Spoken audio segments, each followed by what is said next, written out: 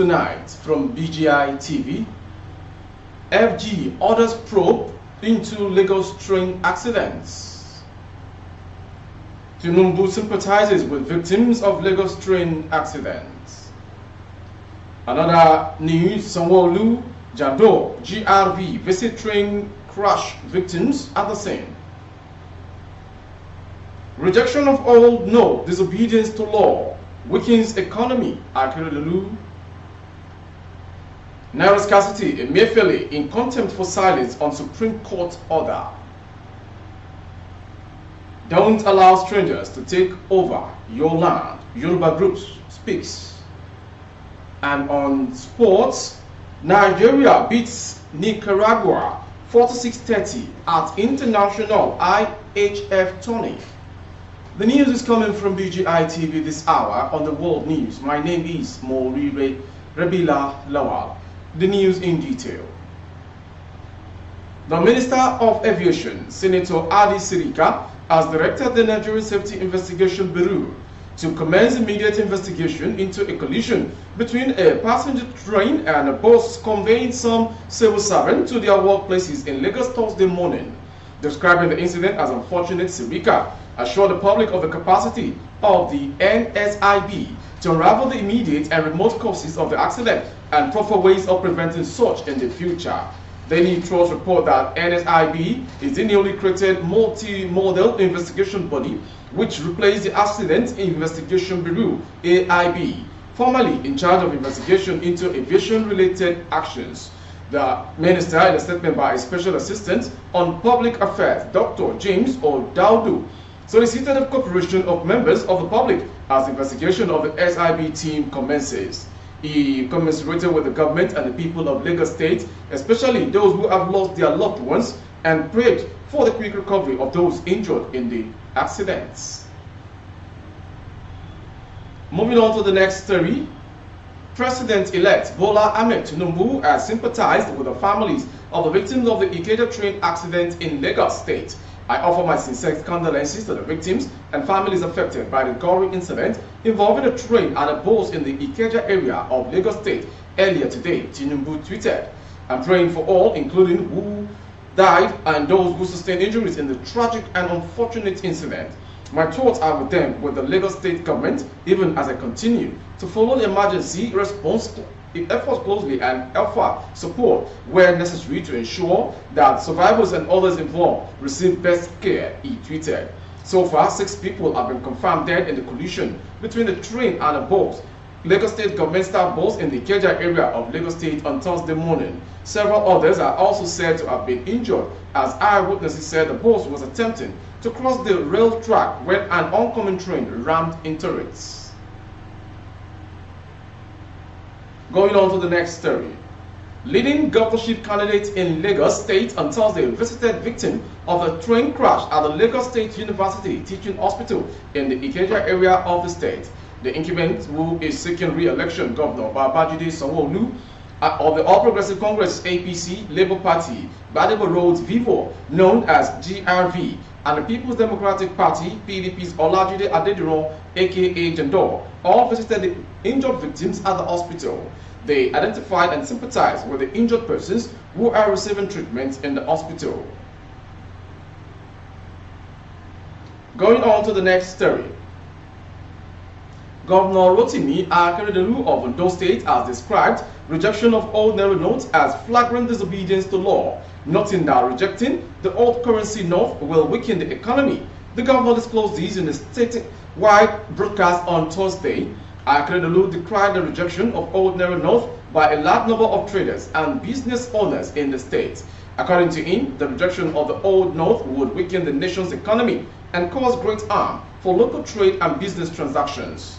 Recall that the Supreme Court had ordered that the old currency note must remain as legal tender in exchange of goods and services in the nation. Akeredolu said, "It is therefore of great concern to me today that a large section of our people in the state, particularly traders in our markets, taxi and bus drivers, barbers, auto mechanics and artisans are rejecting the ordinary note, thereby inflicting and sustaining a needless pain on their fellow citizens in customers in the states." Moving on to the next story. The chairman of the Presidential Advisory Committee Against Corruption, PACAC, Sage San, has said the governor of the Central Bank of Nigeria, CBN, Godwin Emefiele, is in contempt for his silence over the ruling of the Supreme Court.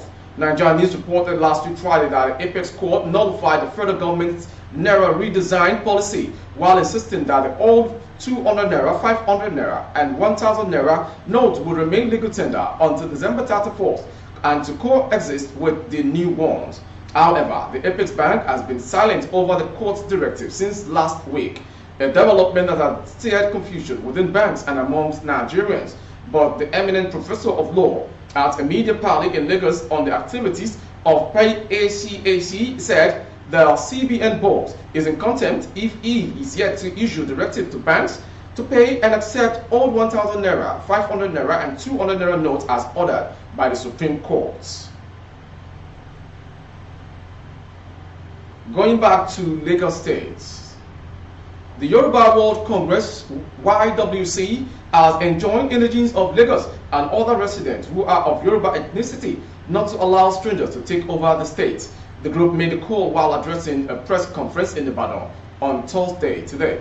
A spokesman for the group, Babatunde Tolashe, while addressing journalists, explained that any attempt to displace the current governor of the state, Babajide Sanwo-Olu, is an attempt by those who he described as strangers to take over the commercial center of Yoruba land. He added that any attempt to elect any other candidate apart from Sanwo-Olu is another plan by a stranger to penetrate and take over the entire Yoruba land. He explained that it has been discovered that the present agitation was calculated to invade and take over by crooked means the Yoruba Economic Center. He then urged indigents and residents of the state who are from Yoruba-speaking areas in Oyo, Osun, Ogun, Ondo, Ekiti State to re-elect Sanwo-Olu. He added that the governor had been endorsed by all the Yoruba socio-cultural groups. Moving on to the next story. There are orchestrated plans by some persons to cause a total breakdown of law and order and disrupt the scheduled elections in parts of the Federation, the Department of State Services, DSS, has said. DSS spokesman Peter Afunaya, in a statement on Wednesday, however, warned individuals or groups, no matter how highly placed they are, to abort such plans. The Secret Service therefore cautioned political players to be law-abiding as Nigerians head to the polls for governorship and state assemblies elections postponed till 18th of the month. The DSS say it is committed to the safety and security of citizens who may wish to go out to exercise their civic responsibility. All and sundry are therefore enjoined to abide by the rules of engagement, particularly the Electoral Act and extant guidelines, the statement added. Meanwhile, the Independent National Electoral Commission, INEC, has postponed the governorship and state House of Assembly elections scheduled for Saturday, March 11. And to the next story from Cross River. Troops of 13th Brigade Nigeria Army Calabar deployed for Operation Akwaku have rescued the abducted Commissioner for Women Affairs in the state, Associate Professor Gratitude Nanja, after 35 days in captivity. The Assistant Director of Army Public Relations of the 13th Brigade Nigerian Army, Calabar, Captain Dorcas Oluwatope Aluko, who confirmed these in a statement on Wednesday, said the troops laid a tacit ambush for the kidnappers around Peter Effiong Creek, missing Jebs.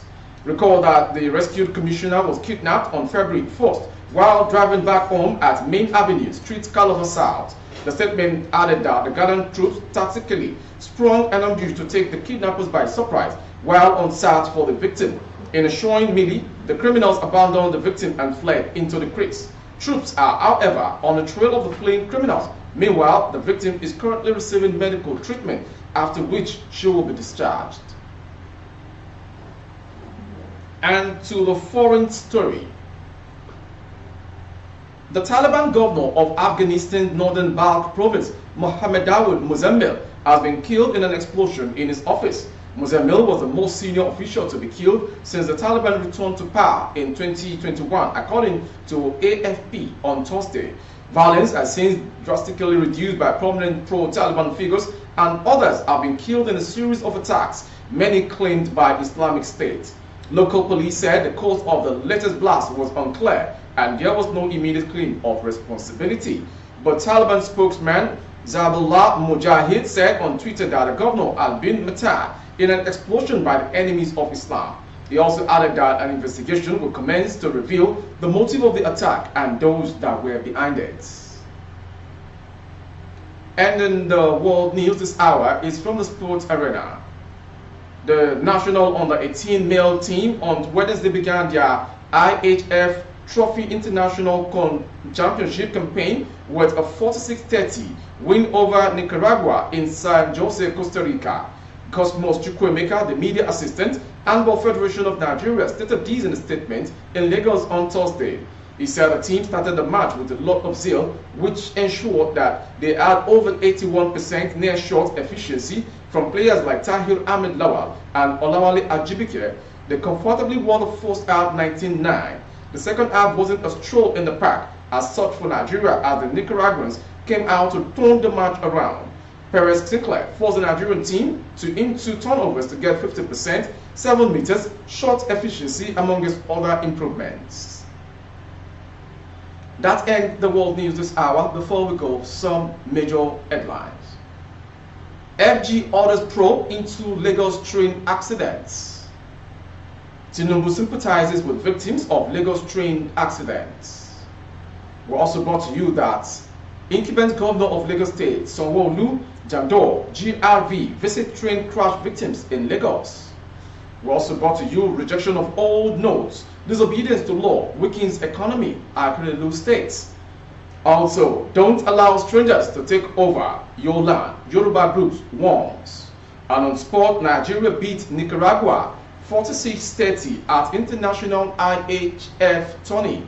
For more updates on YouTube, our handle is Babagagede Imo TV. Kindly subscribe and click on the notification bell. Select option all to access all of our broadcasts. On Facebook, Bagede Imo with Alawi Adebayo. Please like and follow the page. On Instagram, Bagede Imo _22. For advert placement of your goods and services, coverage of events and functions, please dial the phone number streaming on your screen for advert placements only. Do not forget, do unto others what you would accept. I am Morire Rebila Lawa. Good evening. Oh, na, na, na. If you want to know what's going on in city, or you want to listen to the latest news and gist, no stress, oh, just tune to BGI TV. BGI TV, you're one in a million.